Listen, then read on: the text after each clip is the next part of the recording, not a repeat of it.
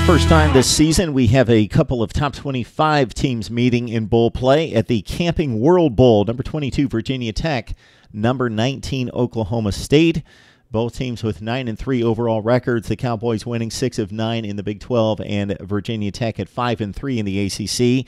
This game will be played at 5:15 kickoff Eastern Time at the Camping World Stadium in Orlando. So this has previously been the Blockbuster Bowl, the CarQuest Bowl, the Micron PC Bowl, Champ Sports Bowl, and most recently the Russell Athletic Bowl dating back to 1990. And we will run through some of the illustrious history of this bowl game.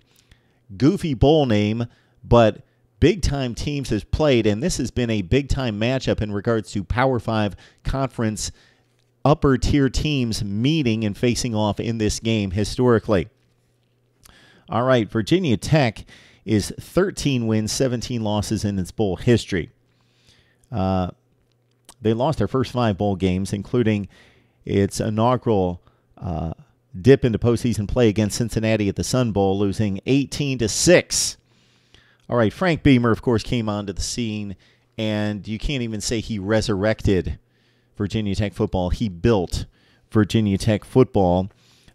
His first postseason game was the 1993 Independence Bowl, defeating Indiana 45-20.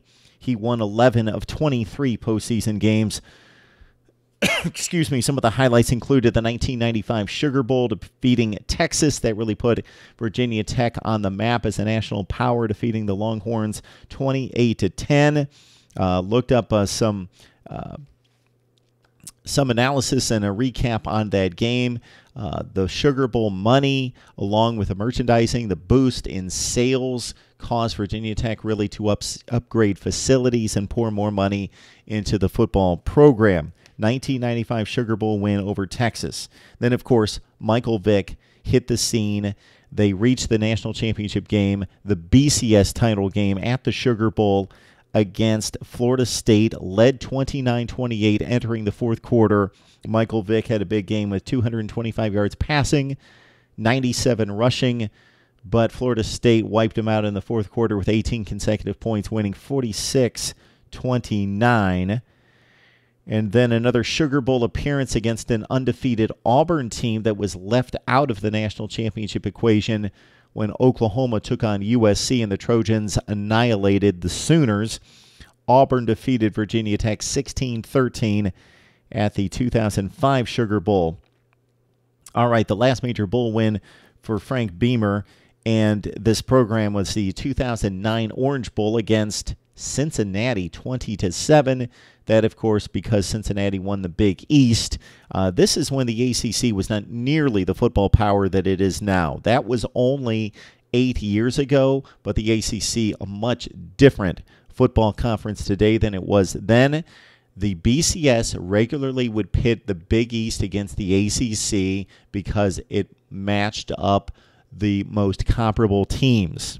Wake Forest, Louisville played in an Orange Bowl game, and you could run down the line. Cincinnati reached a postseason play a number of times in the BCS era. They were annihilated the one time that they didn't get to match up against an ACC team when they played Florida in the Sugar Bowl and gave up 37 points in the first half. All right, I digress. Frank Beamer's last game was a game in which, much unlike the rest of his head coaching history at Virginia Tech, which was airtight with defense and special teams, they offensively obliterated Tulsa 55-52. I remember watching that game. Isaiah Ford went off at the Independence Bowl to preserve Frank Beamer's last bowl game and last game period. And then, of course, that was just 2 years ago. Last season in 2016 at the Belk Bowl, Arkansas went up big at 24-0, but the Hokies came back to win at 35-24. Oklahoma State faring well in its bowl history at 17-10. Their first postseason game was against TCU. Now, of course, a member of the Big 12, along with Oklahoma State. Cowboys won it over the Horned Frogs 34-0 at the Cotton Bowl in 1944.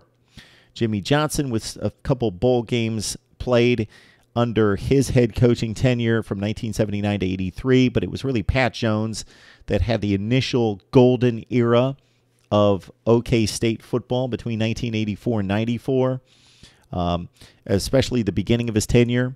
The program really took off. Played a couple Gator Bowls against the likes of South Carolina and Florida State, who were top 10 to 15 teams. That was unheard of at that point concerning Oklahoma State football. Mike Gundy comes in after Les Miles, of course, in 2005. His bowl record at 7-4. He's coached the Cowboys to 2 Cotton Bowls, a Sugar Bowl, a Fiesta Bowl. He has wins over Alabama, also Indiana, Arizona with RG3 winning the Heisman Trophy. Stanford in the Fiesta Bowl with Andrew Luck, so he defeated the 1 and 2 draft picks for that particular season, 2012, and wins over Purdue, Washington, and most recently Colorado last year, demolishing the Pac-12 runner-up 38-8 at the Alamo Bowl. The history of this bowl game, as we mentioned, it's been the Blockbuster, the CarQuest, the Micron PC, the Champs Sports Bowl, and the Russell Athletic most recently. Back in 1990, the first Blockbuster Bowl. So the first bowl game, the first time a bowl makes its appearance, it usually has to start from the ground up in regards to getting entries from decent teams. Not so the Camping World Bowl, once the Blockbuster Bowl. 1990, its inaugural game. Number 5, Florida State. Number 7, Penn State. Excuse me, Knowles won at 24-17. Remember that game well.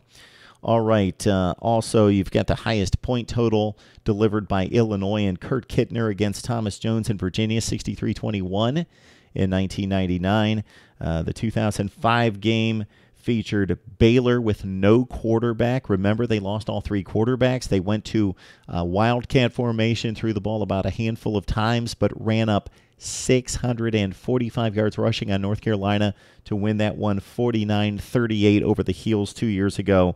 And then, of course, last year it was again the ACC taking on the Big 12 with Miami outclassing West Virginia 31-14 with Brad Kaya and company. Mark Rogers TV looking at all the postseason teams and their bowl history and the history of each in particular bowl game.